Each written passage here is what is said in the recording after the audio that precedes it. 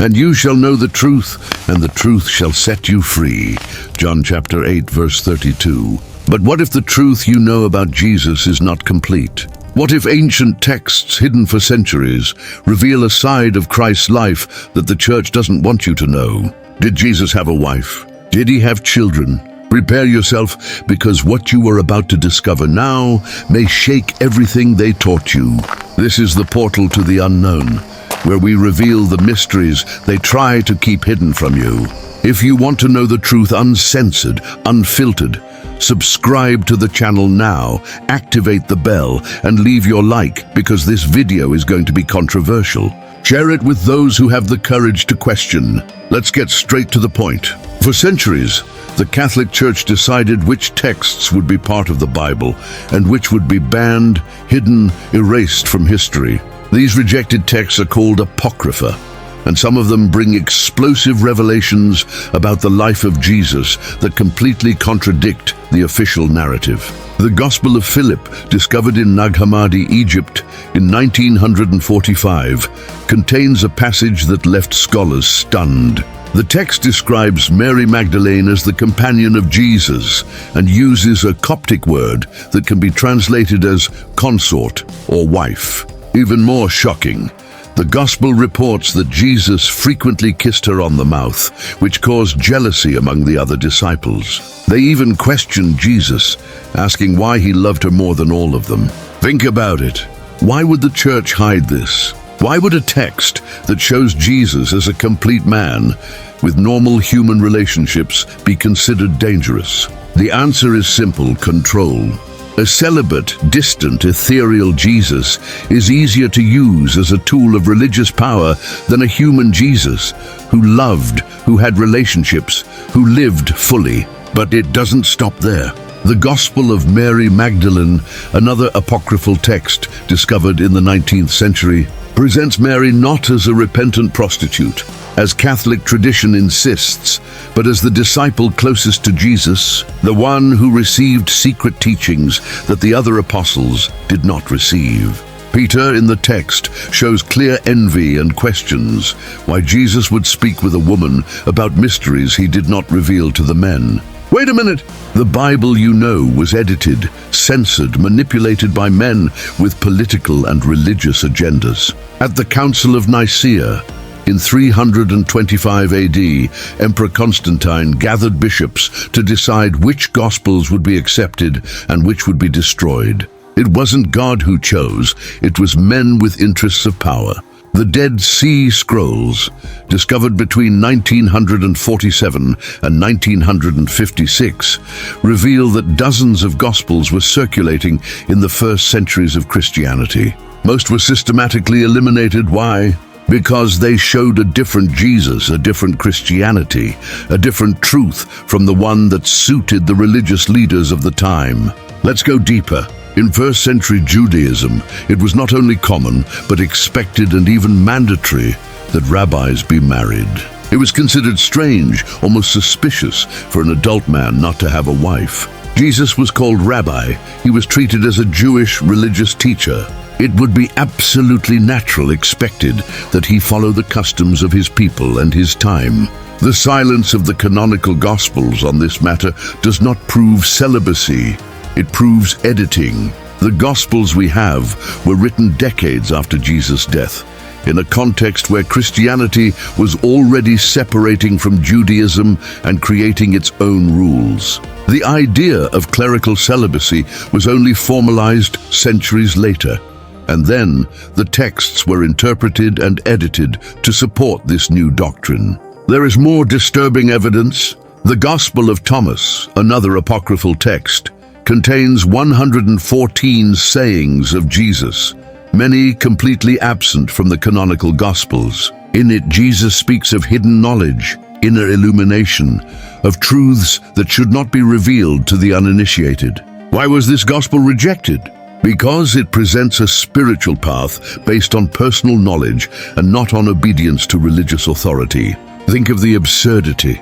Mary Magdalene is mentioned more times in the canonical Gospels than most of the apostles. She was present at the crucifixion when the men fled. She was the first witness to the resurrection. Jesus appeared first to her, not to Peter, not to John, but to her. And yet, tradition transformed her into a prostitute, a sinner, diminished her role, erased her importance.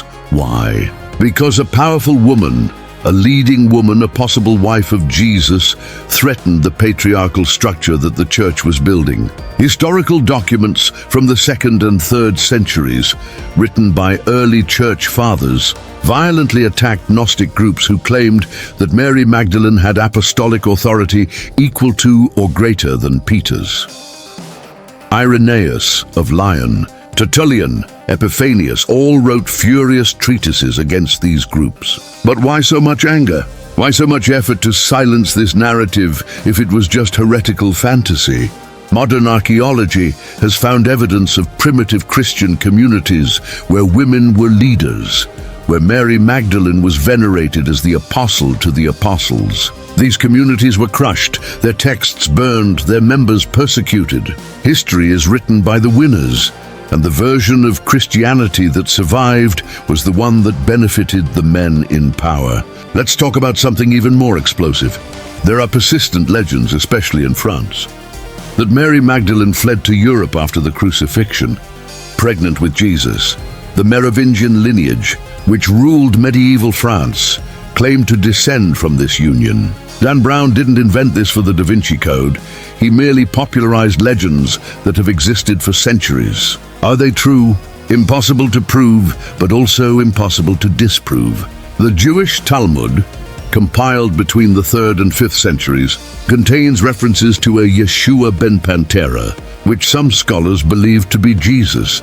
In these references, he is described as having practiced magic in Egypt and having relationships that the rabbis considered inappropriate.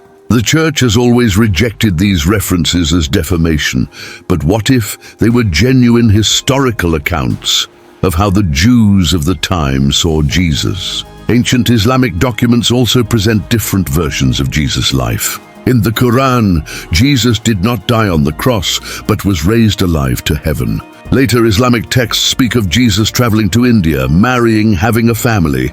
Are these versions less valid than the Christian one, just because they do not fit the narrative imposed on us? The great truth they try to hide from you is this: we don't really know who Jesus was. We have fragments, we have texts edited by centuries of religious control. We have legends, myths, faith, but we do not have absolute historical certainty. And anyone who claims to have absolute certainty is either lying or has been deceived. The question is not whether Jesus married or not. The question is why this possibility terrifies the religious institution so much. Why is a human, complete Jesus, with romantic love, with family, with a sexual life, considered blasphemous? Because it destroys the structure of control. A distant, unreachable, asexual, celibate God serves the interests of a church that demands celibacy from its priests, that represses sexuality, that controls the faithful through guilt. The apocryphal texts are not less inspired than the canonical ones. They were just less convenient for the men who built institutional Christianity. They were written by people who knew Jesus or knew those who knew him just as much as the Gospels of Matthew, Mark, Luke, and John. The difference is that the Apocrypha showed inconvenient truths. You need to understand that the Bible you read today has gone through centuries of translation, interpretation, editing, censorship. Words were changed, passages were removed, meanings were altered. What you think is the unchanging Word of God is in fact the result of countless human decisions, many of them political and not spiritual. So did Jesus marry? Did he have children? Did he love Mary Magdalene as a man loves a woman? The honest truth is that we don't know for sure, but the evidence that this was possible or even probable is much stronger than the church wants to admit. And the fact that this possibility is treated as heresy reveals more about religious fear and control than about historical truth. The truth always comes out, no matter how long it takes to hide it. If this video opened your eyes, share it now. How many people do you know who have the courage to question? Tag them in the comments. Leave your like, subscribe to the channel, and activate the bell, because here at the portal to the unknown, the truth has no censorship.